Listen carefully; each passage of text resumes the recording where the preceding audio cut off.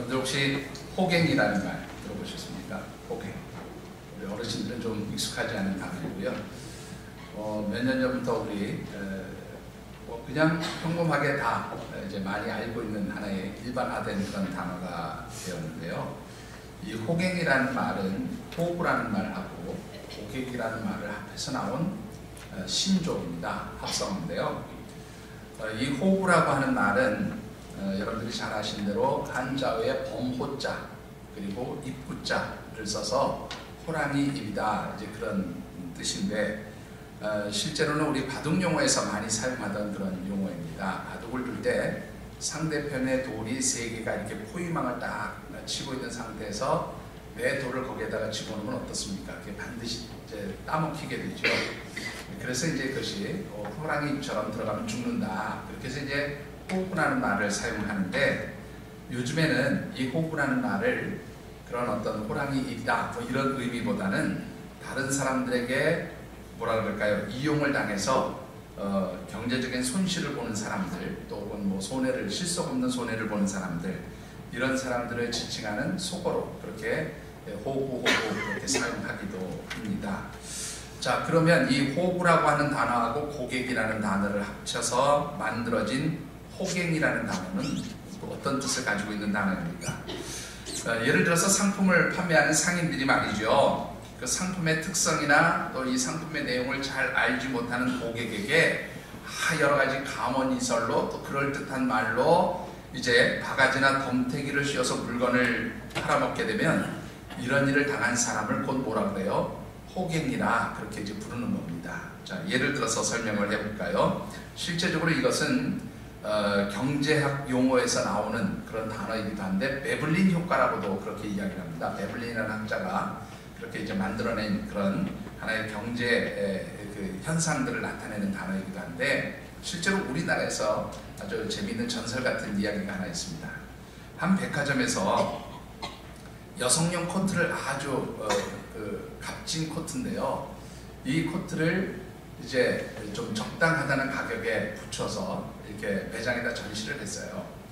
백화점에서 파는 물건들, 여성 의류들이 얼마나 비싼지 여러분들 잘 아시죠? 이제 그것에 비하면 이 코트가 굉장히 값이 적절하고 또 이 품질이 굉장히 뛰어나고 또 디자인이나 이런 것도 굉장히 예쁘고 또 아주 든든한 아주 질긴 그런 이제 좋은 옷감으로 만들어져 있어서 이 매장에 전시를 한 점주는 이거 틀림없이 대박난다 그렇게 생각한 거예요. 그래서 이제 이 매장에다 걸어놨는데 여성 고객들이 와서 다 보고 마음에 들어 하더니 가격표를 보고는 안 사는 거예요. 그런데 이해가 안 되죠? 분명히 살만한 가격인데 가격표를 보고 여성들이 하나도 안 사고 그냥 가는 겁니다. 이 주인이 이 점주가 말이죠. 여성들의 의류, 뭐 남성들도 마찬가지입니다. 여성들의 의류는 뭐 일정한 시기에서 팔지 못하면 왜 계절이 지나가고 2월 상품이 되면 굉장히 큰 손실을 보게 되잖아요. 또 새로운 제품 들어와서 새로운 제품들을 매장에다 전시하고 팔 준비를 해야 되는데 이거 틀림없이 대박난다고 생각하고 많은 양을 채워놓고 팔았는데 하나도 안 팔리는 거예요. 이거 화가 너무 났습니다. 속이 상한 거예요. 그래서 이 점주가 그 매장을 관리하는 매니저에게 이렇게 얘기했어요. 야! 가격표에서 공 하나 덜어내고 다시 가격표 붙여서 팔아버려. 그렇게 얘기를 했어요. 근데 이 매니저가 점주가 하는 얘기 중에서 가격을 하나 덜어내라는 말을 더하라는 말로 잘못 들은 거예요. 그래서 이 가격표에다가 공을 하나 더 붙인 겁니다. 그 가격이 몇 배로 올랐어요? 10배로 올라버렸어요. 그런데 그 10배로 올리고 나서 갑자기 이 물건이 어떻게 해요? 그야말로 불티난 듯이 그 자리에서 며칠 만에 다 팔려버리고 마는 겁니다. 여러분들 한 직원 그 매니저가 잘못 듣고 실수로 가격표에 0 하나를 더 붙였지만 오히려 이로 인해서 더 엄청나고 큰 이득을 올리게 된 아주 그 의리업계 전설과 같은 이야기라고 그렇게 기록을 하고 있습니다. 자, 이런 상황에서 저렴한 값으로 그 옷을 살 수 있었던 여성 고객들은 뭐가 된 거예요? 이 점주 입장에서 보면 호갱이 된 겁니다. 자, 문제는 이 더 비싼 값을 주고 산 이 여성 고객들, 흔히 말하는 이 여성 호갱들은 자신이 바가지 쓴 걸 모르는 거예요. 그러고는 무슨 생각하면서 살아요? 아, 나 참 좋은 옷을 정말로 잘 샀다. 내가 입은 이 옷 그야말로 그 가격답게 명품이고 최고 품질을 가진 옷이다. 그렇게 자랑스럽게 생각하면서 입고 다닌다는 거죠. 여러분들 한마디로 얘기하면 겉으로는 남는 장사했어요. 좋은 옷 최고의 가격으로 잘 산 것 같아요. 그런데 그 뒤에서 내면을 살펴보면 그야말로 앞에서 남고 뒤로 미치는 그런 손해보는 장사를 했다, 그런 말이에요. 그럼에도 불구하고 그것을 깨닫지 못하고 사는 것을 우리가 호갱이라 그렇게 말할 수 있습니다. 자, 그런데 문제는 우리 하나님의 자녀된 성도들 가운데서도 이런 호갱짓을 하는 사람들이 있다, 그 말이에요. 자, 우리 2월에 묵상하는 말씀의 주제, 우리 같이 한번 주제 말씀 읽어보겠습니다. 제가 오늘 떼겠습니다. 2018 예, 다시 한번 큰 소리로 이제 한번 해볼게요. 한 번만 이제 오늘 하고 다음 주 한 번 더 해야 됩니다. 한 번 더 해보실까요? 2018 예, 내 인생 단 한 번뿐이 없는데 불투명한 미래 거기에 투자하지 말고 그냥 현실적인 것에서 만족을 찾고 행복함을 찾자.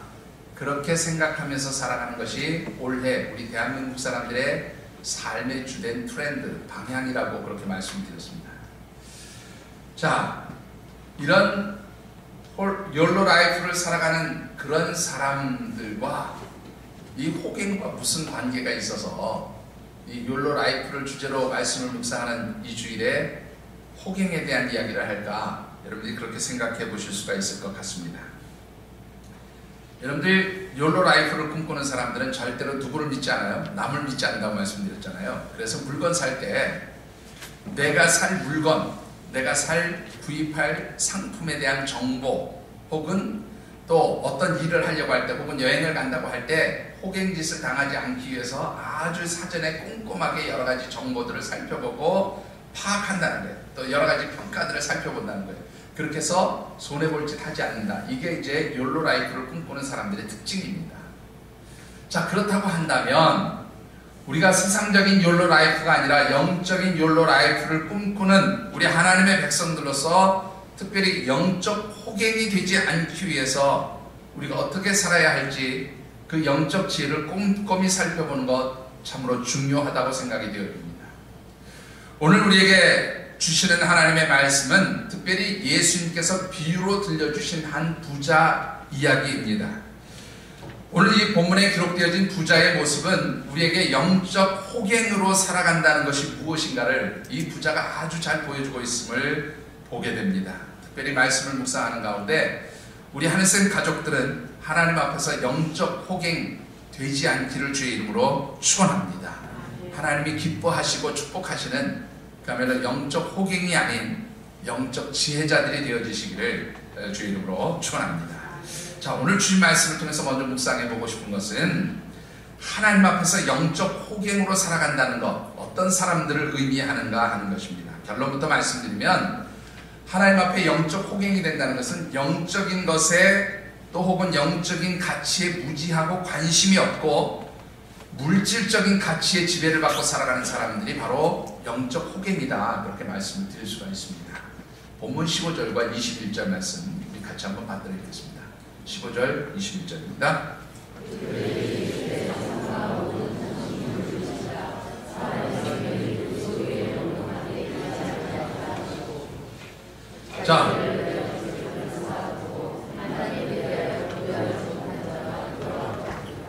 자, 이 말씀을 좀 묵상해 보기 전에 본문의 내용을 잠시 한번 정리해 보십시다.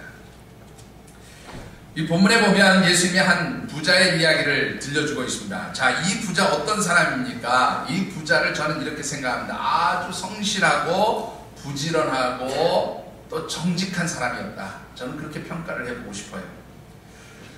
왜냐하면 이 부자가 어떻게 해서 부자가 되었느냐 하면 누구에게 사기를 치거나 어떤 부정직한 방법으로 부자가 된 사람이 아니기 때문에 그렇습니다. 여러분들 세상에서 그 어떤 직업보다도 이 정직하게 땀 흘린 대로 그 소득과 열매를 거두게 하는 직업이 바로 농부입니다. 오늘 이 본문에 보면 이 부자는 농부였음을 우리가 추측해 볼 수가 있는데, 이 농부는 정직하게 땀 흘렸고 수고했고, 그래서 그 수고한 대로 그 땀 흘린 대가로 풍성한 소득과 열매를 거두게 되었다고 하는 것입니다. 오늘 본문의 내용을 잘 살펴보면 이미 앞에서도 예전에도 과거에도 열심히 일했어요. 정직하게 일했어요. 땀 흘렸어요. 그래서 많은 소득과 열매가 있었고, 그 소득과 열매를 자기가 가지고 있는 창고마다 가득 채워놓고 그 창고에 정말로 더 이상 저장할 곳이 없을 만큼 그렇게 부유하게 되었다, 그런 말입니다. 그런데 다시 추수할 시기가 되어서 보니까 지금 가지고 있는 곡식 창고 부족한 겁니다. 그래서 이제 어떻게 해요? 더 큰 곡식의 창고를 짓고 올해의 수출들 또 잘 보관하면서 이제 한편으로 생각을 했습니다. 야, 그동안 내가 정말로 정직하게 열심히 땀 흘려 수고했다. 그동안 너무너무 고생했으니까 이제는 좀 쉬면서 그동안 벌어놓은 짐을 가지고 좀 즐기기도 하고 또 인생을 행복하게 살아보자, 그렇게 생각을 했다는 겁니다. 자, 한번 물어보겠습니다. 이 부자 나쁜 사람입니까? 좋은 사람입니까? 여러분들 어떻게 생각하세요? 여기까지 보면 이 부자가 나쁜 부자입니까? 좋은 부자입니까? 여러분들, 저는 이 부자가 절대로 나쁘다고 생각하지 않습니다. 자, 한번 이렇게 제가 예를 들어볼까요? 여러분들 젊었을 때 열심히 수고했어요. 땀 흘렸어요. 그래서 그 정직하게 벌은 돈 한 푼 두 푼 저축해서 집도 사고, 또 그것을 모아서 잘 투자해서 뭐 좀 부동산도 마련하고, 또 통장에 저축도 가지고 있고, 그래서 노년에 이제 좀 여유 있는 삶이 되었어요. 그래서 지금까지 수고하고 고생했으니까, 정직하게 땀 흘렸으니까 그동안 내가 모은 돈 가지고 자, 좀 쉬고 또 즐기고 여행도 다니고 맛있는 것도 사 먹고, 그렇게 살겠다는데 이게 잘못된 겁니까? 여러분들 어떻게 생각하세요? 잘못된 겁니까? 잘못되지 않은 겁니까? 여러분들, 저는 이 부자가 잘못됐다고 생각하지 않습니다. 사실은 좀 엇나가는 이야기, 빗나가는 이야기가 되어질지 모르지만, 우리 사회가 가지고 있는 잘못된 생각 중에 하나가 돈이 많은 부자들에 대해서 부정적인 생각을 가지고 있다는 것, 이건 저는 문제라고 좀 생각을 하고 있습니다. 사실 우리나라가 급속도로 산업화되어지는 과정에서 돈을 많이 모은 부자들 중에 부정직하고 또 정당하지 않은 방법으로 돈을 모은 분들이 사실 꽤 여럿 있기 때문에, 그런 부정적인 생각을 가지는 것은 아마 우리 대한민국 사람들이 가지고 있는 하나의 경향일 수도 있다고 생각이 되어집니다. 그러나 정말로 깨끗하고 정직한 방법으로 땀 흘려서 수고하고 그래서 돈을 모은 부자들, 흔히 말하는 정직한 부자들, 깨끗한 부자라고 하는 표현을 쓴 그런 목사님도 계십니다만은, 이런 부자들을 우리는 인정해주고 존중해주는 것, 저는 참으로 중요하다고 생각이 되어집니다. 자, 그런데 이런 관점에서 보면 이 본문의 부자는 정말로 칭찬받아야 될 사람이고 인정받아야 될 사람이라고 그렇게 생각을 할 수가 있어요. 그런데 문제는 오늘 이 깨끗하고 정직하게 열심히 땀 흘려서 수고하고 그래서 부자가 되어진 이 사람에 대해서 예수님 뭐라고 표현하는가 하면 어리석은 자라고 그렇게 부정적인 표현을 하고 있다는 사실입니다. 여러분들, 그 이유가 무엇입니까? 우리가 조금 전에 읽었던 본문 15절을 다시 한번 돌아가서 보시면 이런 말씀이 있습니다. 15절에 사람의 생명이 그 소유에 뭐에 있지 않다? 넉넉한 데 있지 않다, 그렇게 말씀합니다. 이 사람의 생명, 이 생명이라고 하는 단어가요, 원문 성경에 보면 조에라고 하는 단어를 씁니다. 헬라어 성경에 조에라고 하는 단어가 되어 있는데, 이 조에라고 하는 단어가 두 가지 의미가 있어요. 하나는 뭐냐면, 우리가 지금 이렇게 살아서 움직이잖아요. 육체적인 생명을 가지고 있잖아요. 이것도 조회입니다. 그런데 우리가 죽어서 하나님 나라 가서 영원한 생명을 누리게 되는 것도 뭐냐면 조회예요. 오늘 본문에서 말하는 것은 전자가 아니라 후자입니다. 사람이 영원한 생명을 누리기 위해서 뭐가 중요하지 않다는 거예요? 재물의 많고 적음이 중요하지 않다. 그렇게 예수님 말씀하셨어요. 자, 그런데 문제는 21절로 넘어가서 보시면 뭐라고 얘기했는가 하면 이 부자가 자기를 위하여 재물을 쌓아두고 하나님께 대하여 부여하지 못했다. 그렇게 말씀하고 있는데, 특별히 여기서 자기를 위하여 재물을 쌓아두었다라는 이 말은 뭐냐면 자기의 생명을 위해서, 자기의 육체를 위해서, 자기의 영혼을 위해서 재물을 쌓은 것 외에 아무것도 한 일이 없다, 그런 말이에요. 자, 그렇다면 이 예수님의 말씀과 부자의 삶의 모습을 한번 비교해 보시면 왜 어리석은 자가 되는지 이해가 됩니다. 이 부자는 돈을 열심히 잘 모았어요. 그거 정직하게 잘한 일입니다. 잘못한 일 아니에요. 그런데 문제는 이 재물을 모으는 것이 자신에게 영원한 생명을 보장해 주지 못하는 것임에도 불구하고 그는 자신의 영적인 문제에 대해서 혹은 영혼의 문제에 대해서 재물로 준비하는 것 외에 다른 것은 준비하지 않았다. 그런 표현이 되는 겁니다. 그래서 어리석은 자가 되어졌다라고 하는 것이죠. 자, 오늘 본문에 오늘 우리 설교의 제목과 연관해서 설명을 드리면 이 사람은 영적 호갱이 된 겁니다. 왜 그렇습니까? 세상적으로는 많은 돈을 모았어요. 부자가 되었어요. 성공했어요. 그런데 뭐합니까? 죽으면 영원한 생명을 소유하는 자리에는 들어가지 못할 영적인 준비가 하나도 되지 않았기 때문에 그는 영적 호갱이 된 것이고 어리석은 자가 되어진 것입니다. 여러분, 이 부자에 대해서 어떻게 생각하십니까? 분명히 드리고 싶은 말씀이 있습니다. 구약 신명기서를 중심으로 해서 보시면 하나님을 잘 섬기고 그 명령과 규례와 법도를 지켜 행하는 자에게 하나님 많은 축복들을 약속해 주셨어요. 그 축복의 내용들을 보면 전부가 뭐냐면 물질적인 축복들입니다. 우리 세상에서 사람들이 원하는 건강하고 물질적으로 복받고 모든 것이 잘 되고 형통하고 이런 축복들이 신명기서 곳곳에 기록되어져 있음을 보게 돼요. 그런가 하면 누가복음 18장 28절부터 30절 말씀 이렇게 쭉 보면 그 앞부분에 어떤 사건이 기록되어 있는가 하면 한 부자 청년이 예수님을 찾아 나옵니다. 우리 지난 금요일날 샘터지기 모임에서도 이 말씀이 잠깐 나왔는데 이 부자 청년이 예수님 찾아와서 뭐라고 얘기하는가 하면 예수님, 내가 어떻게 하면 영생을 얻겠습니까? 그랬더니 예수님 뭐라고 말씀하지 않느냐면 야, 너 가진 거 많잖아. 너 가진 거 다 팔아서 나눠주고 나를 쫓아라. 그랬더니 이 부자 청년이 그 재물이 많은 관계로 고민하면서 돌아갔어요. 그리고 다시 왔다는 얘기도 없고 어떻게 했다는 얘기가 기록되어 있지 않습니다.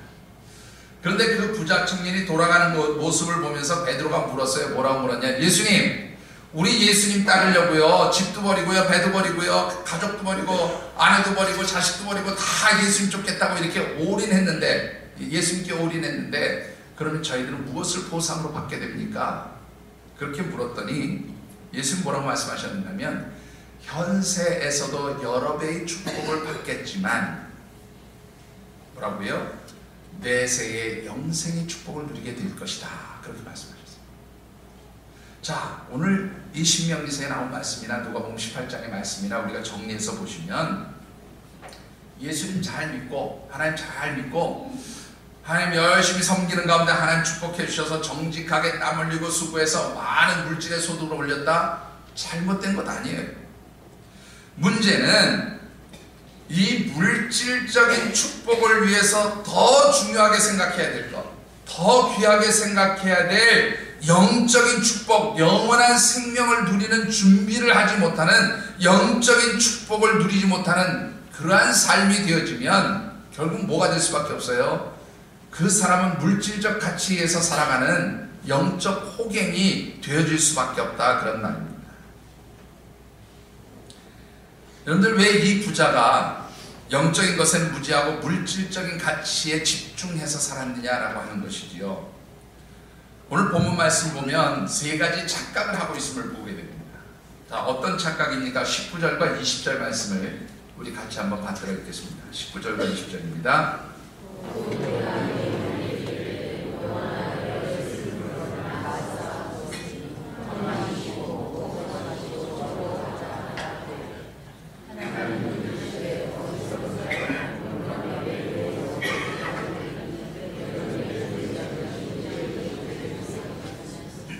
먼저 19절 말씀을 보시면요, 이 부자가 뭐라고 얘기합니까?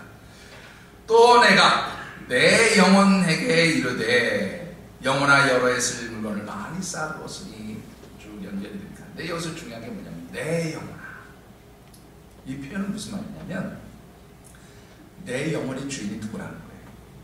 나다 그 말이에요. 내 영혼의 주인이 나다. 이 사람이 가지게 된 첫 번째 착각이 뭐냐면 내가 내 영혼의 주인이라고 생각했다는 거예요. 이 말은 다른 말로 표현하면 나의 모든 영적인 문제들, 내 생명의 시간까지도 누가 관리할 수 있는 거예요? 내가 관리할 수 있는 거예요. 내 건강도 내가 관리할 수 있다고 착각하는 겁니다. 내가 이 땅에서 살아갈 수 있는 모든 시간들까지 내가 관리할 수 있다는 거예요. 무엇을 통해서? 내가 가지고 있는 물질을 통해서 다 그렇게 할 수 있다고 착각한 겁니다. 문제는 이 부자가 한 가지 알지 못했어요. 그 영혼의 소유주가 누구예요? 내 것이 아니라 누구예요? 하나님 거라는 거 착각한 거예요. 그거 알지 못한 거예요. 하나님이 내 영혼을 언제든지 부를 수 있다고 하는 그 분명한 사실을 이 부자는 기억하지 못하고 누가 내 주인이에요? 내가 내 삶의 주인이고 내 영혼의 주인이라고 하는 착각 속에서 살았단 말이에요. 이것이 무엇에 대한 준비를 하지 못하게 만든 것인가 하면 영적인 것에 대한 준비를 하지 못하게 만들었다는 말이에요. 여러분들 이 세상에서 살아가는 많은 사람들을 한번 살펴보십시오. 왜 그렇게 돈 버는 일에 혈안이 되어 있습니까? 그들은 돈을 많이 벌어야 내가 정말로 잘 살고 행복하게 살고 잘 될 것이라고 그렇게 착각합니다. 그런데 하나님이 그냥 그 영혼 부르시면 끝나는데 그거 몰라요. 영적인 것에 무지하니까 영적인 준비를 하지 못하는 겁니다. 두 번째로 이 부자가 가지고 있었던 착각이 무엇입니까? 여러분들 본문을 다시 보시면 뭐라고 얘기해요? 자, 내 영혼아 여러 해 쓸 물건을 많이 쌓아뒀으니 평안히 쉬고 먹고 마시고 즐거워하자. 내가 많은 재물을 가지면 나 행복해질 수 있고 즐겁게 살 수 있고 평강을 누리며 살 수 있을 것이라고 그렇게 착각했다는 겁니다.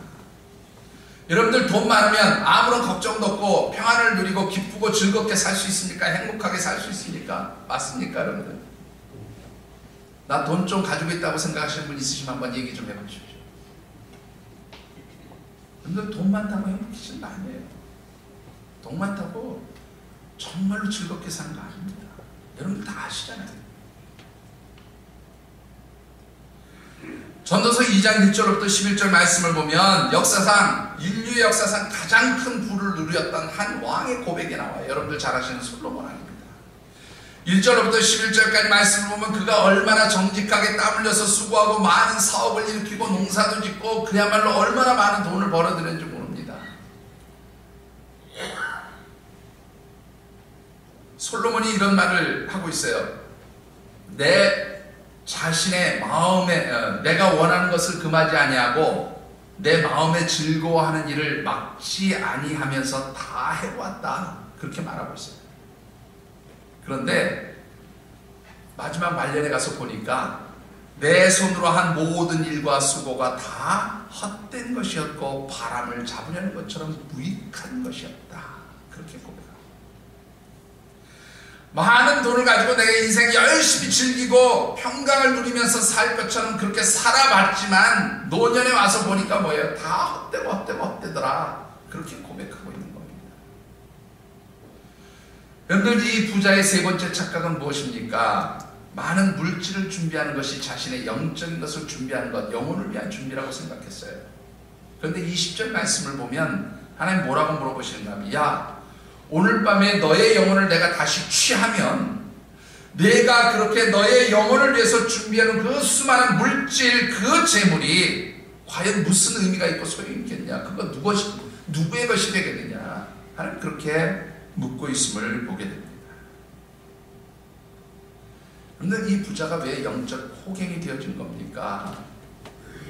제가 거듭 드리는 말씀이지만 많은 돈을 가진 것, 정직하게 땀 흘려서 부자가 된 건 절대로 잘못된 일이 아니에요.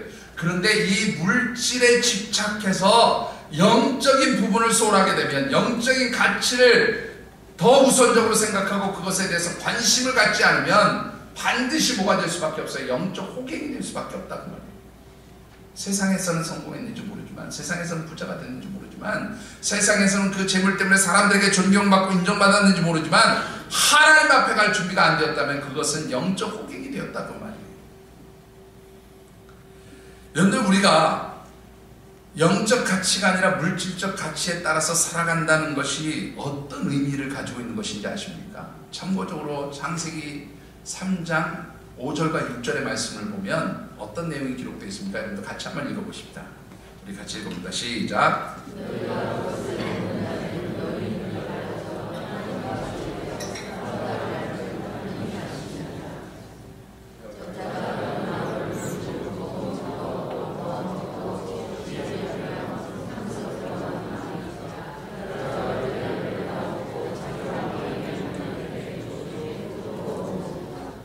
주보에는 오타가 나서 창세기 2장이라고 하는데 창세기 3장 5절에서 6절입니다.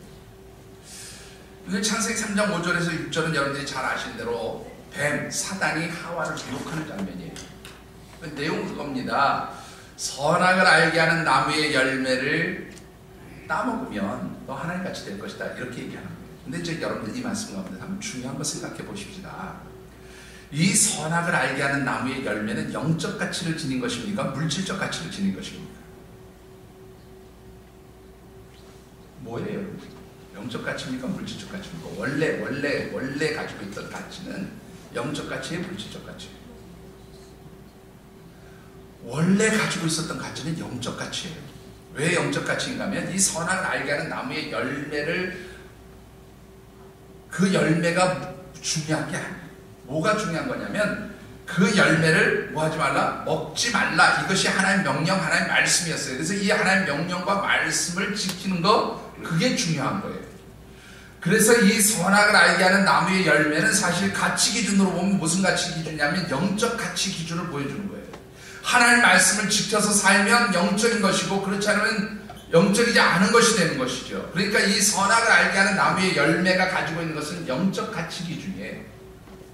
그런데 사단이 이걸 뭘로 바꾸냐? 물질적 가치 기준으로 바꿉니다. 자, 여러분들 한번 보세요. 여기 보시면 5절에 이렇게 말씀하고 있어요. 너희가 그것을 먹는 날에는 너희 눈이 어떻게 된다고요? 밝아져서 뭐같이 된다? 하나님처럼 된다. 이 선악을 알게 하는 나무의 열매를 하나님 말씀을 지키는 여부의 기준으로 삼은 것이 아니라 이 선악을 알게 하는 열매 자체의 가치를 부여했어요, 지금. 그래서 이거 먹으면 뭐같이 돼요? 하나님처럼 된다. 자, 무슨 말이냐면 이 약 먹으면 영생불사해. 이 약 한번 먹어봐. 이 얘기하고 똑같은 거예요. 다른 말로 표현할까요? 이것만 가지면 넌 뭐가 될 수 있어? 하나님 될 수 있어. 이것만 너 먹으면 하나님 될 수 있어. 이거 뭐예요? 이게 바로 뭐예요? 이 선악을 알게 하는 나무의 열매를 물질적 가치로 바꿔놓은 거예요. 그래서 6절을 한번 보십시다. 뭐라고 됐습니까? 그 말을 듣는 순간에 하와가 무슨 생각을 해요? 그 선악을 알게 하는 나무와 그 열매를 보니까 뭐 하기 시작했어요? 먹음직스럽고 보함직스럽고 지혜롭게 할 만큼 탐스럽게 보이기 시작했어요. 물질적 가치로 보이기 시작했어요. 그래서 뭐가 들어가기 시작합니다? 욕심이 들어가기 시작했어요. 여러분들, 사단이 우리를 넘어뜨리는 가장 쉽고도 가장 가벼운 방법이 뭔지 아십니까? 우리가 영적 가치가 아닌 물질적 가치로 살아가는 사람들로 만드는 것이 사단이 우리를 공격하는 가장 저렴한 방법이에요. 가장 쉬운 방법이에요. 여러분들, 물질에 대해서 어느 누구 하나 자유스러운 사람 사실은 쉽지 않습니다. 여러분들, 그런데 이 물질적 가치를 통해서 산다는 것은 무엇을 의미하는 거냐면 바로 사단의 지배를 인정한다는 얘기예요. 사단에게 속한 삶을 산다는 겁니다. 그래서 마태복음 6장 24절 후반부입니다. 우리 성경에 조금 절수가 잘못 기록되어 있죠. 마태복음 6장 24절 하고요. 또 오늘 본문 누가복음 12장 이 뒷부분에도 보면 똑같은 말씀이 나오는데 예수님 뭐라고 말씀해요? 사람이 하나님과 재물을 어떻게 하고요? 겸하여 섬길 수 없다. 그렇게 말씀하는 이유가 바로 그런 거예요. 물질은 이게 누구 손에 있냐면 사단의 손에 있다. 그 말. 사단과 같은 역사, 힘을 가지고 있단 말이에요. 우상이에요. 그래서 영적인 것에 등한시하게 되면 뭐의 지배를 받게 돼요? 물질적 가치의 지배를 받게 되고, 그렇게 되면 하나님 보실 때 저건 뭐예요? 영적 호갱이 되어버리는 거예요. 겉으로는 잘 사는 것 같죠? 많은 재물을 누린 것 같죠? 정말로 성공한 것 같죠? 그런데 그 이후 영적인 것이 준비되어 있고 준비되어 있지 않고 영원한 생명이 그에게 없기 때문에 겉으로는 남는 장사한 것 같지만 뒤로 미치는 장사한 거예요. 이게 바로 영적 호갱의 모습이 되어진다라고 하는 거죠. 여러분들은 오늘 어떤 가치로 사는 사람들입니까? 물질적 가치가 더 중요합니까? 영적 가치가 더 중요합니까? 거듭 드린 말씀이지만 저는 물질을 부인하는 사람도 아니고 물질이 나쁘다고 얘기하는 사람도 아니에요. 물질 참 좋은 거예요. 이것은 가치 중립적인 것이기 때문에 우리가 그것을 어떻게 바라보느냐에 따라서 물질은 좋을 수도 있고 나쁠 수도 있어요. 중요한 것은 이 물질의 가치를 부여하는 우리의 눈, 우리의 시각이 영적인 것이 되면 그러면 문제가 없어요. 문제는 물질이 주인이 돼서 나를 지배하기 시작하면 이게 문제가 되는 겁니다. 이게 호갱이 되는 거예요. 하나님 보시다 호갱이 되는 거예요. 사랑하는 우리 하늘쌤 가족들은 호갱이 되지 않게 되기를 주님으로 축원합니다. 자, 영적 호갱이 되지 않으려면 어떻게 해야 합니까? 여러분들 21절 말씀 같이 한번 받도록 하겠습니다. 21절입니다.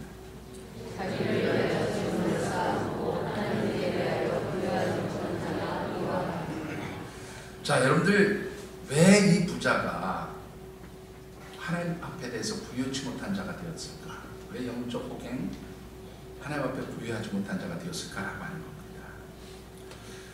여러분들 1년 농사를 짓고 나면요 반드시 해야 될 일이 하나 있어요. 신명기 14장 22절 말씀 보면 토지 소산의 10분의 1을 하나님께 드리도록 되어 있어요.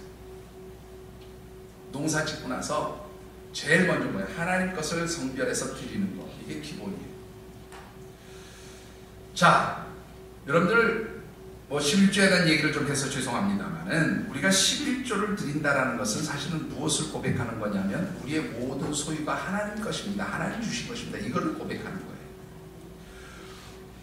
오늘 이 부자가 농사 지었어요. 그래서 많은 수출과 소득과 열매가 있었어요. 그러면 당연히 그 다음에 할 것이 뭐냐면 하나님 이렇게 좋은 햇빛, 좋은 일기, 좋은 날씨, 적당한 바람과 비와 태양을 주셔서 하나님 이렇게 많은 열매를 거두게 하심을 감사합니다. 그래서 하나님 내게 주신 은혜 가운데 열 중 하나를 성별해서 11조의 예물로 드립니다. 이게 먼저 고백되어져 있어야 돼요. 전혀 그게 없는 겁니다. 그러니까 이 물질의 주인이 누구예요? 하나님이 아니고 자기라는 착각에 빠져 있는 거죠. 자, 문제는 누가복음 16장 1절의 말씀을 보면 예수님 불의한 청지기의 비유를 들려주시는데 여기 1절 말씀에 뭐라고 되냐면 이 소유가 다 누구의 것이냐면 주인의 것이라고 얘기하고 있어요. 하나님 것이라는 거예요. 이 비유의 핵심인 겁니다.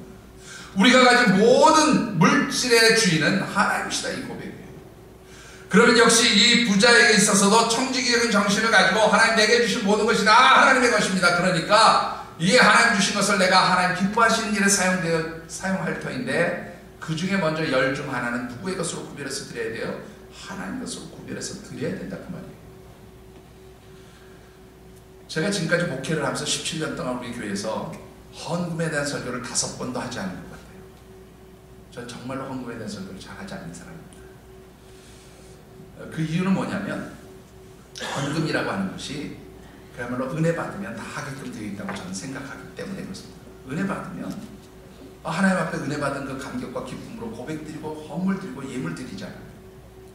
그래서 사실은 굳이 헌금에 대한 이야기를 할 필요가 없다고 그렇게 늘 생각하고 지금까지 그렇게 살아옵니다.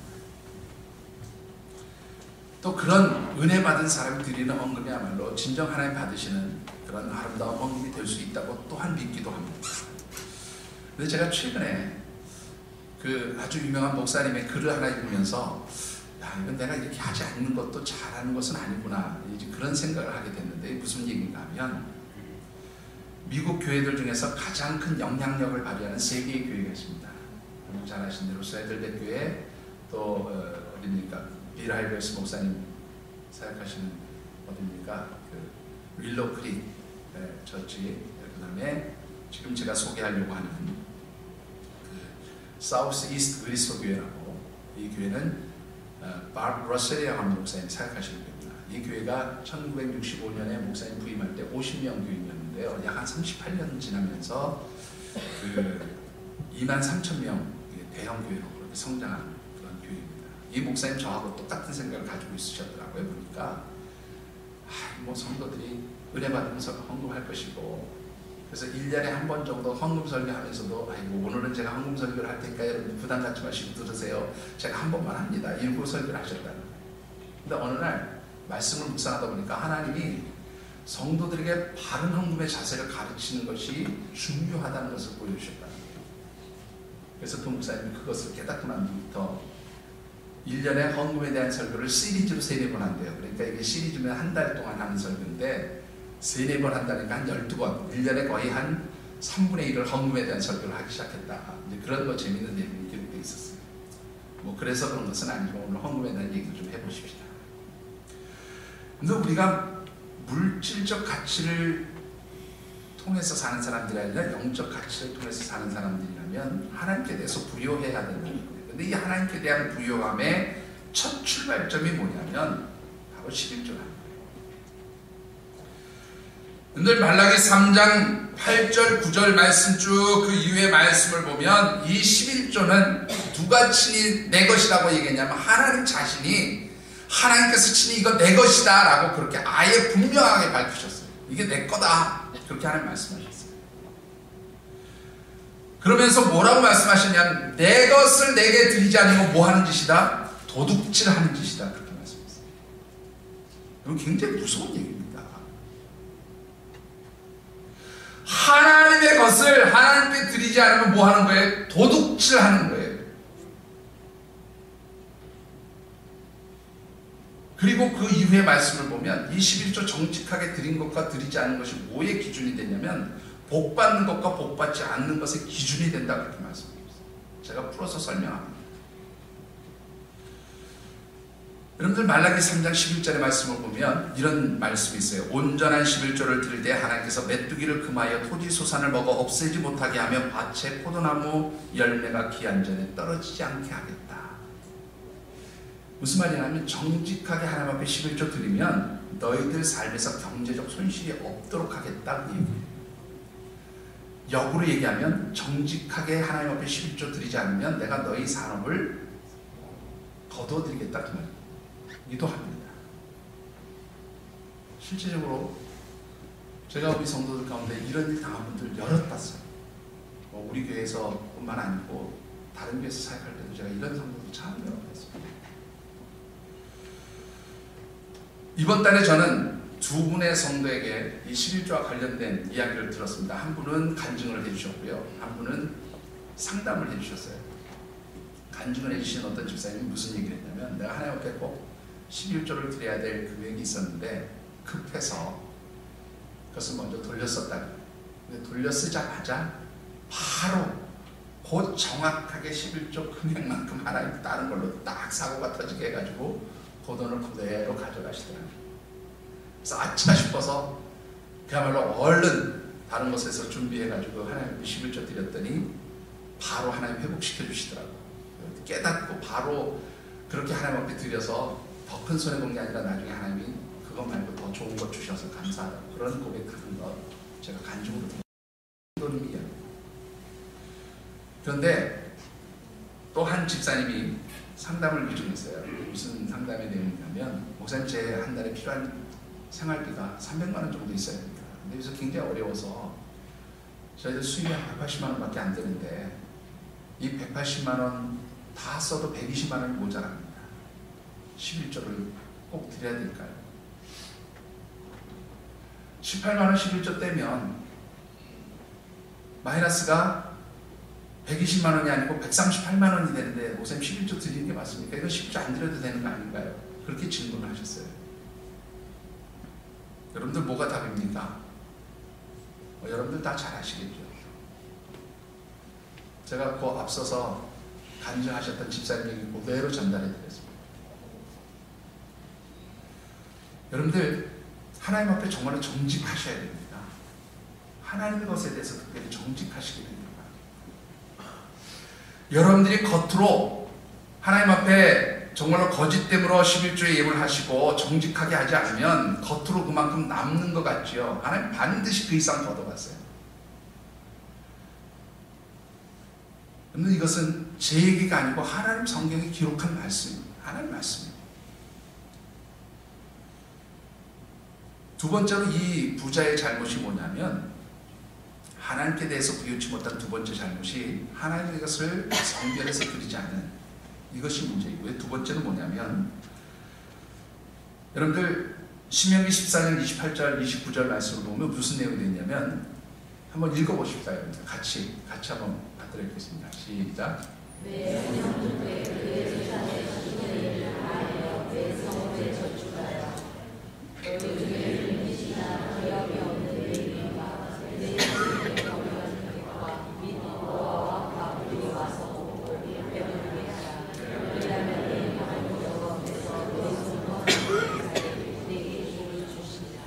자, 3년마다 한 번씩은 또 뭐 했냐면 또 한 번 11조를 더 했으니까 3년마다 한 번씩 10의 2조를 떼야 됩니다. 그리고 3년마다 한 번씩 뛴 10의 2조는 적립해서 나중에 그걸 가지고 뭐 했냐면 어려운 사람들을 구제하는 데 사용했어요.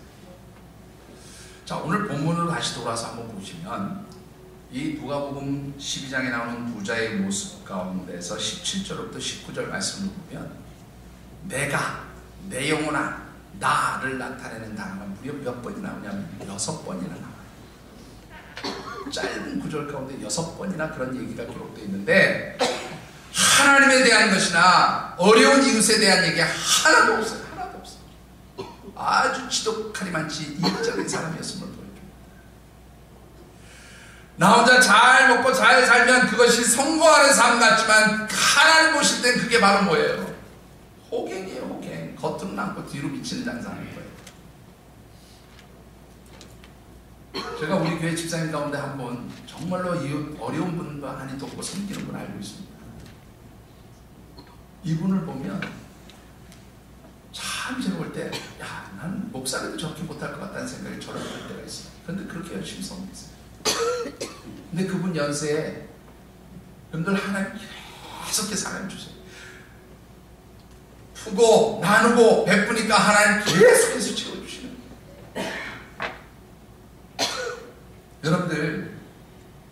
여러분들이 진정으로 축복받기 원하십니까?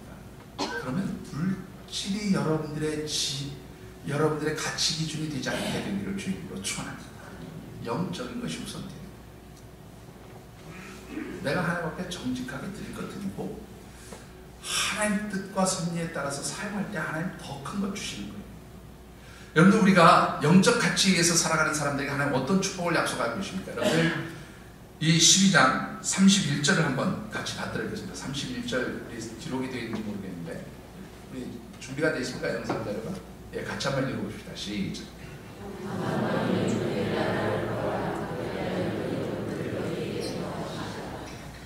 여러분들 이 말씀은요 뭐 마태복음 있는 말씀과 같은 말씀이에요. 제 목회 철학입니다.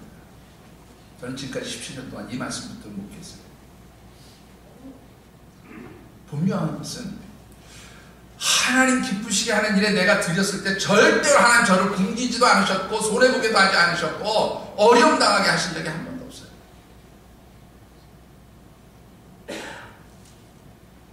여러분들 정말로 하나님 기쁘시게 하는 일에 한번 여러분들이 드려보시길 바랍니다. 내가 가지고 있는 것 가지고 아등바등 이거 없으면 죽을 것 같이 그렇게 생각하는 거, 근데 그거 호갱되는 지름길이에요. 호갱되는 지름길. 그냥 하나님께 맡겨보세요. 말씀을 맺고 싶습니다. 미국의 한 사람이요 그냥 지나가다가 재미로 로또 복권 무료 얘기하면 샀는데 얼마짜리가 당첨되면 10만 불짜리가 당첨됐어요. 우리 돈 딱 한 1억 좀 넘는 돈이죠. 뭐 우리나라 로또로 하면 한 2등쯤 당첨된 금액 정도 된다고 할까요? 자, 만일 여러분들에게 이런 일이 생겼다면 어떻게 하시겠습니까? 어떻게 하시겠어요? 우선 심좀 뛸 거고 감사한 것도 좀 하실 거고 그 다음 뭐 하시겠어요? 아이고 하나님 참 좋은 것으로 축복해 주셨다. 행복해 하시겠죠. 이 사람이 그 로또 복권 당첨된 거를 아주 고민하다가 이거 참 하나님 기뻐하시는 돈이 아니다라고 생각해서 신앙인이었던 것 같아요. 그래서 구세군 선교단체에다 보냈어요. 구세군 선교단체에서 이 로또 복권 용지를 들고는 고민을 하다가 회의를 했어요. 그리고 다시 이 당첨된 사람에게 돌려보냈습니다. 왜 돌려보낸 줄 아세요? 하나님이 인정하시는 방법이 아닌 것으로 벌어들인 소득이기 때문에 이것으로 하나님을 위해서 일할 수 없다. 그렇게 돌려보냈어요. 사실은 제가 이 이야기를 읽으면서 정말로 제가 고민을 많이 했습니다. 만약 우리 교회 성도들 가운데 로또 복권 2등 당첨돼서 한 1억 정도 당첨됐다고 그런 일이 벌어졌다고 가정해보면 우리 성도들 가운데서 아 이거 내가 정직하게 버는 돈 아니까 하나님께 드리겠다라고 헌금할 분이 몇 분쯤 계실까? 여러분 한번 스스로 잘 생각해보세요. 여러분들 헌금하실 것 같습니까? 안 하실 것 같습니까? 근데 거기는 뭐 여러분들의 문제인데 그 다음이 문제였어요. 무슨 문제냐면 만일 헌금하는 성도가 있다면 나는 이것을 받아서 써야 될까? 우리 교회에서 사용해야 될까? 말아야 될까? 아직도 답을 못 얻었습니다. 솔직히. 그러나 중요한 것은 우리가 물질에 대해서 어떤 태도, 어떤 가치를 가지고 있어야 되는가를 아주 깊이 있게 생각하는 그런 이야기 아닌가 싶습니다. 여러분들은 어떤 가치에 따라서 사는 분들입니까? 하나님 앞에 정직하게 물질에 지배당하지 않게 되기를 바랍니다. 영적인 가치, 그것이 더 중요하게 되면 사실은 물질에 대해서 여러분 속지 않아요. 물질에 대해서 지배받지 않아요. 물질에 대해서 좌지우지되지 않아요. 이 세상 그 어떤 것보다도 하나님 앞에 영적으로 정직하시게 되기를 바랍니다. 그것이 바로 호갱이 되지 않는 영적 지임을 잊지 않게 되기를 주님으로 축원합니다. 기도하겠습니다.